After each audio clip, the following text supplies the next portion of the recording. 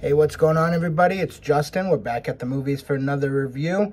This time we're going to be taking another subscriber request. The 2000 drama, Remember the Titans. I remember when this movie came out. I remember it very fondly. To this day, it still makes me cry. You know, there are parts of it. As a historian, as somebody who has spent the better part of his adult life researching civil rights and the Reconstruction era and the post-Reconstruction era, and just what African Americans had to go through to earn equality. It's a powerful, powerful story. And, you know, you add in football, which, you know, I grew up loving football. I played it. I've obviously watched tons of it. So you have the combination of history and sports and great acting, which this movie has as well. And it's just, it's a very special movie. You know, it deserves every accolade it has. It deserves all the praise it gets. And yeah, there's not, you know, that's Remember the Titans in a nutshell. I mean, like I said, the acting is fantastic, and it's really like almost like three different tiers of acting in it. Not in like, oh, these are the best, these are the second best, but it's, you know, the dynamics between certain individuals that play out more so, and, you know, so you're almost getting like three movies in one. Now, obviously, the star is Denzel Washington, and, you know, he's one of the greatest actors of all time. He's won 2 Academy Awards, been nominated for numerous others, and he's just an icon. And as Herman Boone, he's amazing. And, you know, his counterpart is another fantastic actor, Will Patton. You know, Patton has some amazing performances under his belt. As many people criticize it, it's hard to say that he wasn't fantastic in Armageddon. You know, he has that wit about him that you really appreciate.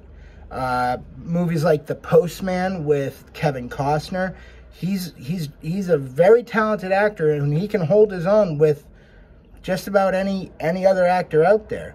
So you have that dynamic, and then you have the dynamic between Gary Bertier and Julius Randle, played by Ryan Hurst as Gary Bertier and Wood Harris as Julius Randle. Now, Wood Harris and Hurst have an incredible resume to their belt over the last 20 years or so. Harris has been in Ant-Man. He's been in Dredd, which, fantastic in his performance as in Dredd. And he was in Creed 1 and 2 as, you know, replacing, you know, basically Tony Burton as Tony Duke. He was also in Blade Runner 2049. This is a man who, over 20 years, has had a lot of success. And Ryan Hurst, I mean, The Walking Dead, Sons of Anarchy, and then, you know, not long after Remember the Titans, he was Sergeant Savage in We Were Soldiers, and he was fantastic in that too. So you have their dynamic, and you just see both, you know, 2 black men, 2 white men, you know, struggling to find commonality. I mean, football is what they have in common, but there has to be more than that if you're going to bond 2 races together. And, you know, whether it's their love of other, you know, other interests, same family dynamics, you know, they end up finding a way to come together. And it's, you know, it's just a powerful story. I mean, towards the end, you know, when Ryan Hurst's character, Gary Bertier, is paralyzed in a car accident, and he refers to Julius as his brother, You know, that gets me every time. And then, obviously, at the end of the movie, you know, they discuss Gary Bertier's death in another car accident, you know, and you just see him and, you know, comforting Bertier's mother. It's such a powerful story, and it, you know, just thinking about it, you know, gets me choked up. I almost cried right there. No lie. And then everybody else on the team, you know, trying to find commonalities together just makes for such a powerful movie. And, you know, obviously, you know, you add in the tension of the racial tension and, you know, Denzel's character fighting to hang on to the job he deserves. You know, in being threatened with, if they lose, he's fired. You know, and then seeing everybody conspire against him. But then you see Patton's character stand up. It's like, no, this is my head coach, and he's become my friend. I'm not going to let this shit happen.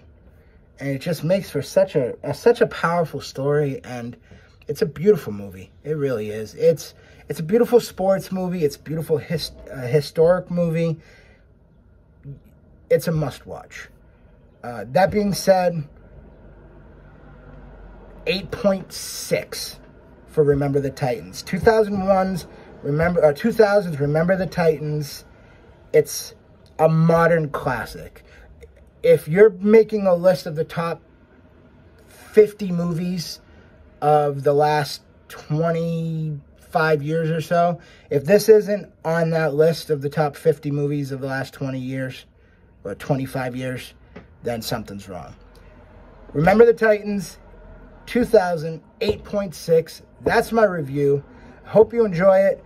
I'll see you guys next time at the movies. Take care.